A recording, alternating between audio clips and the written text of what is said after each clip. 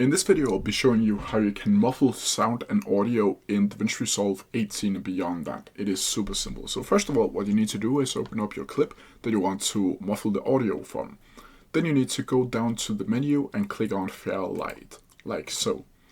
From here, you need to find the audio track that you want to muffle. And as you can see in this example, I'm using audio 1 up here.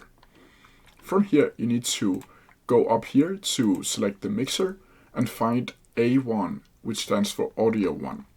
Go down to the EQ, double click on the EQ and select band 6, so it becomes red. From here, you need to go up to the EQ here and just click on the 6th one and just drag it to your left, like so.